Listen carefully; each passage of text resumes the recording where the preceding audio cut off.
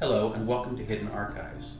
My video this week will be another one done for my class Historical Professions as part of my study toward a PhD in history from Liberty University. The French Wars of Religion are said to have lasted generally from about 1562 till 1598, with the Edict of Nantes being the end point, though more fighting would later break out with the Rohan Wars in the 1620s. In his paper Ending the French Wars of Religion, Alan Tolchin argued that one reason the wars dragged on as long as they did was because French Catholics believed the French king was ordained to destroy what they saw as heresy, while at the same time the Huguenots or French Protestants were hesitant to agree to a peace treaty that didn't have enough enforcement to protect their rights. This was exacerbated, Tolchin asserted, by the fact that both sides believed God was on their side and would grant them victory. He stated, "Given that many French people believed that God actively intervened in this world to protect his church, it was essential that heresy, or papist idolatry, be eliminated before divine wrath brought disaster to the kingdom." When Lutheranism first entered France, it was initially tolerated by King Francis I. The Waldensians were another matter entirely, and Francis ordered a massive persecution of this group in 1545, which culminated in the massacre of Merindol, in which hundreds, possibly thousands, of Waldensian villagers were killed in the Provençal area, and with as many as 28 villages destroyed.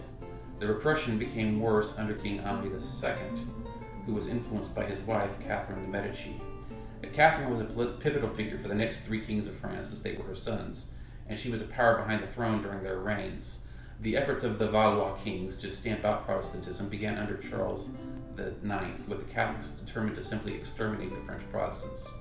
This began with the massacre of Vassy in 1562, after which the Huguenots, or French Protestants, rose up and seized the city of Orléans.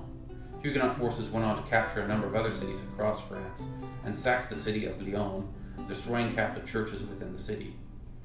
Eventually, Catherine de' Medici negotiated a truce to end the fighting in 1563, but this armed peace would only last until 1567, when fighting broke out again. Another treaty ended the Second War in 1568, but before the year was out, both sides were fighting again, and the Third War would last until 1570. By the time the Third War broke out, the Huguenot leader Louis I de Bourbon, Prince of Condé, had gathered a sizable army under his command and was being financed by Queen Elizabeth I of England, at the advice of Francis Walsingham, who was a subject of one of my previous videos. Condé won several victories, but was killed at the Battle of Jarnac in 1569, after which Admiral Coligny took command of the Huguenot forces. Coligny was defeated at the Battle of Moncontour and withdrew to the south of the country. By 1570, with the royal debt at staggering levels, King Charles IX finally sued for peace, offered a number of concessions to the Huguenots, and even restored Admiral Coligny to royal favor. This was not to last, and in August of 1572, Coligny was assassinated on the orders of the king, who also ordered kill squads to assassinate other Huguenot leaders. Before long, Catholic mobs were massacring French Protestants all over Paris. This killing spread to other areas, and an estimated 2,000 Protestants were killed in Paris, with about 10,000 being killed across the country. This sparked the Fourth War, which was to last until 1573. Again, peace was not to last, and the Fifth, Sixth, and Seventh War followed with only brief pauses between them. Charles IX died in 1574 and was succeeded by his brother Henri, who ruled as Henri III. Henri named his younger brother Francis as Duke of Anjou, and it was Francis who negotiated the end of the Seventh War in 1580. This time the peace lasted 5 years, but after Francis, Duke of Anjou, died, fighting broke out again in 1585. This was the longest war yet, lasting until 1589.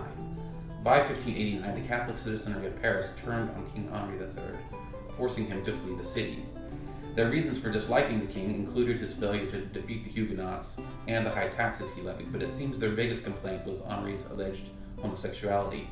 Henri prepared to attack Paris with his army, but was then assassinated in his camp by a Catholic priest named Jacques Clement. With Henri III now dead, the next in line for the throne was Henry of Navarre, who was a Huguenot. Much of the north was still held by Catholic forces, though. Henry won a major victory against them in the Battle of Ivry, and then advanced across the country, winning battle after battle. In order to be accepted as king by the Catholics, Henri agreed to convert to Catholicism, saying, "Paris is worth a mass." He entered Paris in 1594 and was crowned at Chartres as King Henry IV. More fighting continued, which spilled over into war with Spain, but by 1598, Henri had won.